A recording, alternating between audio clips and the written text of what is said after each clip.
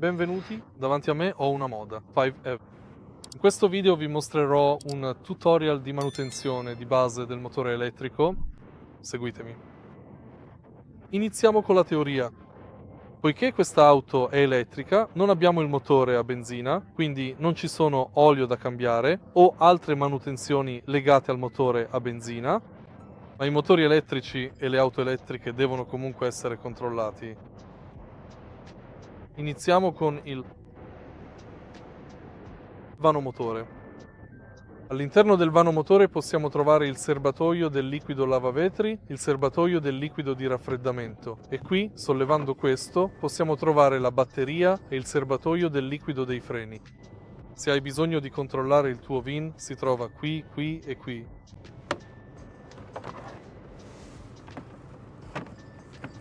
Assicurati sempre che i liquidi siano al livello corretto.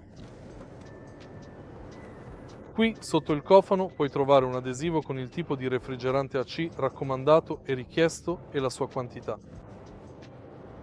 Ora dai un'occhiata agli pneumatici.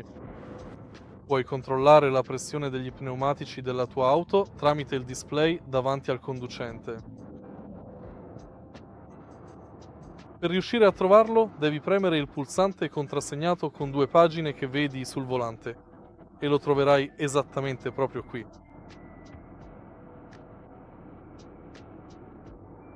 Ora vediamo se quest'auto ha una ruota di scorta. Poiché la Omoda 5 Evo è un'auto di ultima generazione, non ha la ruota di scorta. Sotto il bagagliaio puoi trovare il compressore e il sigillante per pneumatici qui. Sempre sul compressore e sul sigillante. Puoi trovare un tutorial su come usarli. Se vuoi controllare la pressione degli pneumatici consigliata, dai un'occhiata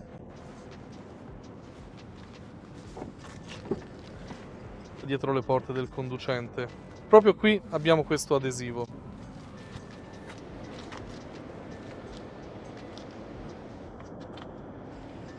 Ora, lascia che ti parli del programma di manutenzione.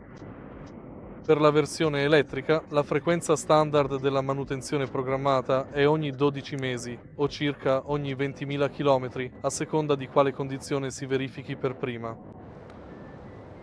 Quali interventi di manutenzione sono necessari e quando?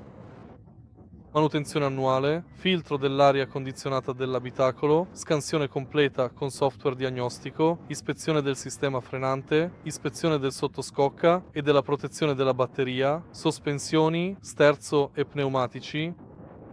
Ogni 2 anni o 40.000 km, sostituzione del liquido dei freni, olio del riduttore e ogni 4 o 5 anni, sostituzione del liquido di raffreddamento della batteria. E fondamentalmente è tutto.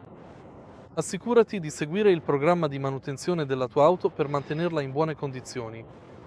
Se hai trovato utile questo video, lascia un like, un commento e iscriviti al canale.